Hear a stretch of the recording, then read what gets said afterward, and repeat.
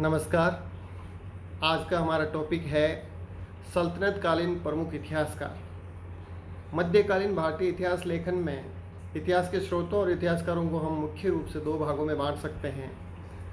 पहला है सल्तनत कालीन इतिहासकार और उनके रचित ग्रंथ जो हम स्रोतों के रूप में उपयोग करते हैं, और दूसरा भाग है मुगल कालीन इतिहासकार और उनके द्वारा रचित ग्रंथ जिनसे मुगल कालीन इतिहास का निर्माण किया जाता है।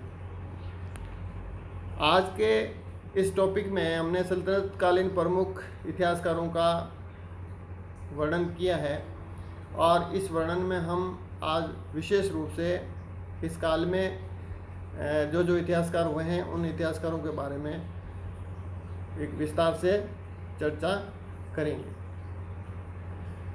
इस काल में सबसे महत्वपूर्ण और पहले अगर देखा जाए तो ये लगभग 1000 ईस्वी के लगभग ये इतिहासकार हुए हैं। इनका नाम है अल उतबी। अल उतबी जो थे वो महमूद गजनवी के दरबारी इतिहासकार थे, और इन्होंने अरबी भाषा में तारीख़-ए-यामीनी नामक ग्रंथ की रचना की थी। ये चूँकि महमूद गजनवी के दरबारी इतिहासकार थे, अतः गजनवी के कहने पर इन्होंने इस ग्रंथ की रचना की थी। और इस ग्रंथ में अल उतबी ने भारत पर महमूद गजनवी के आक्रमणों का उल्लेख विस्तार से किया है, और इसी के साथ गजनवी के भारत पर आक्रमण का उद्देश्य अल उतबी ने मुस्लिम धर्म के प्रचार और प्रसार के लिए बताया है। अगला इतिहासकार हैं फिरदौसी। फिरदौसी भी महमूद गजनवी के समय का ही इतिहासकार हैं, और गजनवी के कहने पर ही उन्होंने शाहनामा नामक एक फारसी ग्रंथ की रचना की थी। लेकिन ऐसा कहा जाता है कि गजनवी द्वारा बाद में मनोवांछित मानदेय नहीं देने की वजह से फिरदौसी ने बाद में आत्महत्या कर ली थी। इस तरह से फिरदौसी का जो अंत है वो एक दुखद अंत माना जाता है। अगला और महत्वपूर्ण इतिहासकार है अल बरूनी।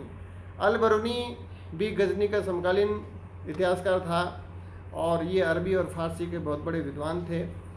अल बरूनी गजनी के भारत पर आक्रमणों के समय में भारत आए और भारत के पंजाब प्रांत के लाहौर नामक स्थान पर आकर के ये बस गए और लंबे समय तक यहीं रहे।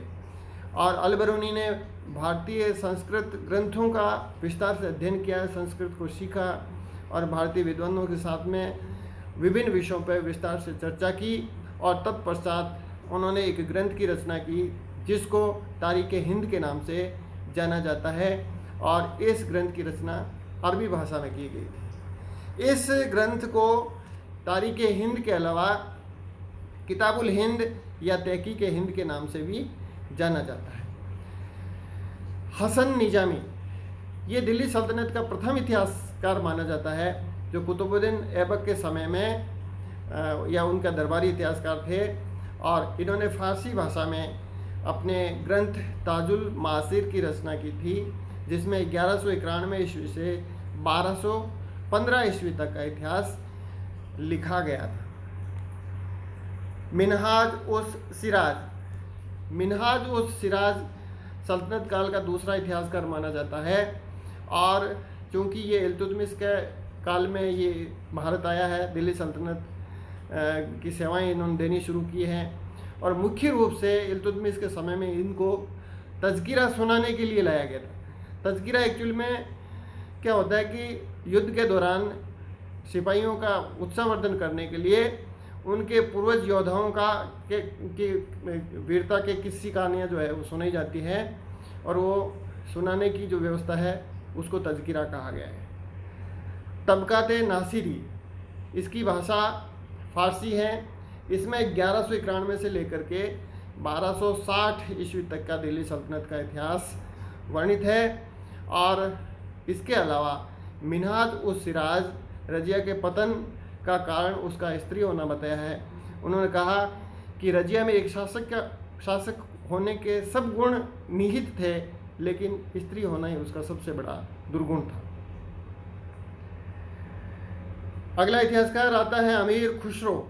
अब अमीर खुसरो को इतिहासकार कहना है उनके साथ एक नाइंसाफ़ी है, क्योंकि अमीर खुसरो एक बहुत बड़े विद्वान, कवि, संगीतकार, गज़लकार, कव्वालीकार, या हम क्या कहें कि वो क्या नहीं थे, इतने बड़े एक सूफी संत थे। इसलिए उनमें बहुमुखी प्रतिभाओं के धनी व्यक्ति थे वो। और उनका जन्म जो था 1253 में उत्तर प्रदेश में एटा ज़िले में हुआ। और ये एक मात्र इतिहासकार थे जिन्होंने दिल्ली के 7 सुल्तानों का समय देखा। 7 सुल्तानों के समकालीन ये रहे हैं। निजामुद्दीन औलिया के शिष्य थे, इसलिए एक बहुत बड़े सूफी संत भी थे। और इन्होंने कहा जाता है कि लगभग 100 ग्रंथों की रचना की थी। उनमें से कुछ ग्रंथों की बात हम यहाँ कर रहे हैं। उसमें पहला है कीरान उस सदाइन। कीरान उस सदाइन के अंदर केकूबाद और बुगरा खान का अवध में मिलन किस तरह से होता है, इसके बारे में इसमें वर्णन किया गया है। और दूसरा ग्रंथ है मिफ्ताह उल फतू। ये मिफ्ताह उल फतू जो है, इसमें अमीर खुसरो ने जलालुद्दीन खिलजी के शासनकाल का वर्णन किया है। तीसरा महत्वपूर्ण ग्रंथ है खजाइन उल फतू।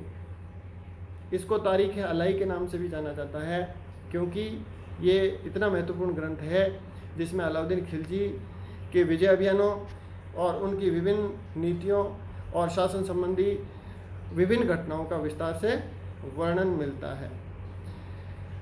देवल रानी खिज्र खान। देवल रानी और खिज्र खान जो है, देवल रानी जो थी वो गुजरात के शासक कर्ण बघेल की पुत्री थी और खिज्र खान अलाउद्दीन खिलजी का ज्येष्ठ पुत्र था। इन दोनों के प्रेम संबंधों के बारे में इस ग्रंथ में लिखा गया है, इसलिए इस ग्रंथ का दूसरा नाम आशिका है। अगला है नूसिपेहर। नूसिपेहर अलाउद्दीन की मृत्यु के पश्चात उसका पुत्र मुबारक शाह खिलजी और उसके शासनकाल का वर्णन मिलता है। तत्पश्चात अमीर खुसरो ने तुगलक नामा लिखा और तुगलक नामे में तुगलक काल की कुछ घटनाओं का इतिहास है, जिसमें गयासुद्दीन तुगलक के शासनकाल यानी 1320-21 तक का विवरण इसके अंदर किया गया है। अमीर खुसरो जो थे वो एक महान संगीतकार थे। अमीर खुसरो ने भारतीय वीणा और फारसी तंबूरे को मिला करके सितार का आविष्कार किया, इसलिए एक बहुत बड़े म्यूजिशियन थे। कव्वालियों की रचना इन्होंने शुरू किया। आज जो कव्वाली और गज़लों का चलन है, ये अमीर खुसरो की देन माना जाता है। सितार का आविष्कार और हिंदवी, ये भाषा जो आज की उर्दू है, इसको शुरुआत में प्रारंभिक भाषा के रूप में इसको हिंदवी या रेखता भाषा के रूप में इसको कहा गया था। और इसका आविष्कारक ऐसे शब्दों का प्रयोग जो पहली बार अमीर खुसरो ने किया था, इसलिए उर्दू के आविष्कारक या हिंदवी के आविष्कारक भी अमीर खुसरो को माना जाता है। 1325 में अमीर खुसरो की मृत्यु हो गई। मृत्यु के बारे में एक किस्सा बड़ा मशहूर है कि वो अपने गुरु निजामुद्दीन औलिया से इतना प्यार करते थे कि उनके बिना वो रह नहीं सकते थे। जब औलिया के मृत्यु का समाचार अमीर खुसरो को मिला तो खुसरो जाकर के और औलिया के मृत शरीर को देखा और कहते हैं उसी दिन उन्होंने अपने प्राण त्याग दिए।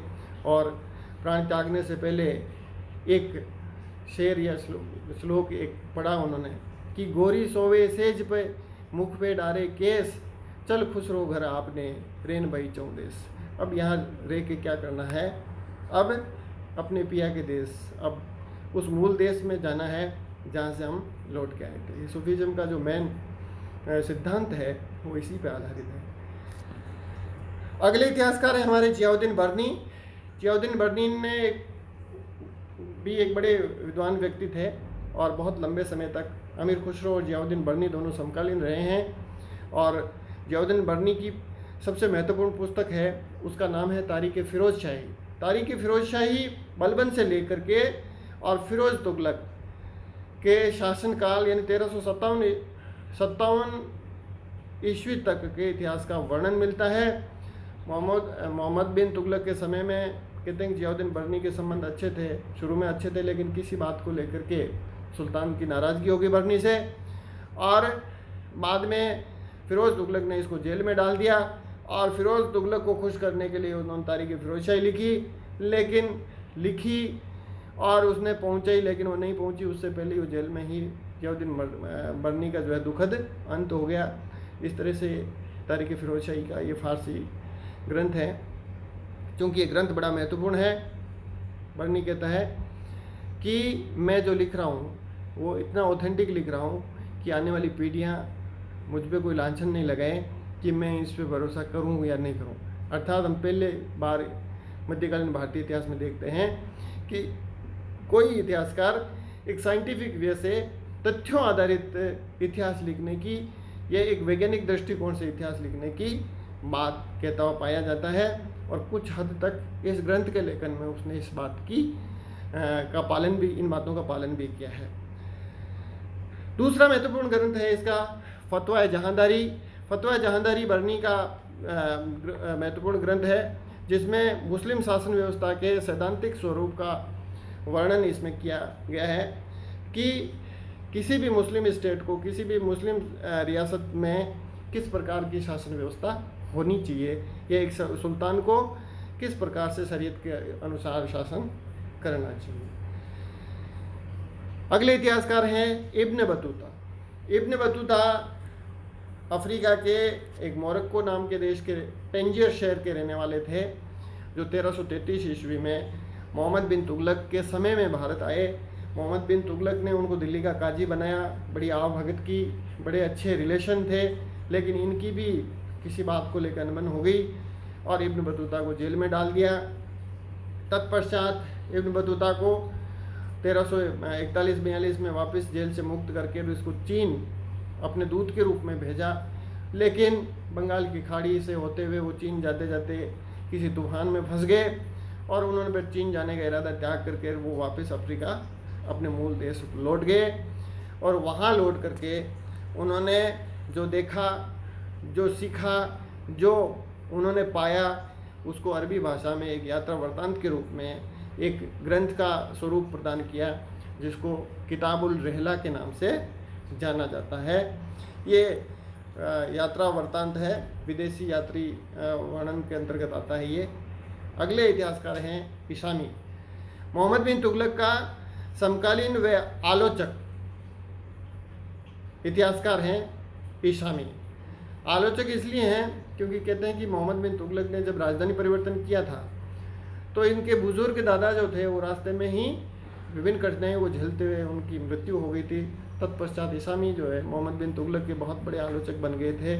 इन्होंने फारसी में अपनी एक रचना लिखी जिसका नाम था फुतूह-उस सलातीन। शम्स-ए सिराज अफीक। शम्स-ए सिराज अफीक फिरोज़ तुगलक के समकालीन इतिहासकार थे, जिन्होंने तारीख फ़िरोज़शाही नाम की फारसी भाषा में रचना लिखी और इसमें विशेष रूप से शम्स-ए सिराज अफीक ने मोहम्मद फिरोज़ तुगलक के प्रशासनिक सुधारों का विस्तार से वर्णन किया है। तत्पश्चात अगले इतिहासकार है याह्या बिन अहमद सरहिंदी।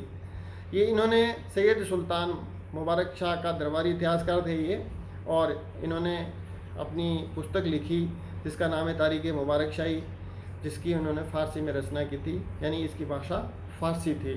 सैयदों के बारे में लिखने वाले मुख्य इतिहासकार यही है, क्योंकि सैयद सुल्तानों का समय काफ़ी छोटा रहा था, ये समय पीरियड जो है काफ़ी छोटा था, इसलिए उनके बारे में ज़्यादा विवरण नहीं मिलते हैं। नेक्स्ट है अब्दुल्ला खान। अब्दुल्ला खान मुग़ल बादशाह जहांगीर के समकालीन थे, लेकिन उन्होंने अपनी एक पुस्तक लिखी जिसका नाम था तारीख दाऊदी और जिसकी भाषा थी फ़ारसी, और ये लोदियों के इतिहास को जानने का बहुत बड़ा स्रोत है, सोर्सेज है, यानी लोदी काल अफ़गानों के बारे में इन्होंने पहली बार लिखा था। नेक्स्ट है नियामतुल्लाह। तारीख खाने जहानी व मखजानी अफ़गानी, नाम काफ़ी लंबा है। तारीख खाने जहानी व मखजानी अफ़गानी, ये फ़ारसी में लोदियों पर लिखा गया इतिहास है, ये भी जहांगीर के समकालीन थे। और नियामतुल्लाह ने ये भी अफ़गानों के बारे में लिखा गया एक ऑथेंटिक इतिहास माना जाता है। इस प्रकार हम कहते हैं कि ये दिल्ली सल्तनत के कुछ प्रमुख इतिहासकार थे जिन्होंने अपने विभिन्न ग्रंथों के माध्यम से दिल्ली सल्तनत के विभिन्न पक्षों का विवरण उपलब्ध करवाया, जो आज हमें इतिहास को जानने के लिए बहुत ही महत्वपूर्ण ग्रंथ जान पड़ते हैं। धन्यवाद। जय हिंद, जय भारत।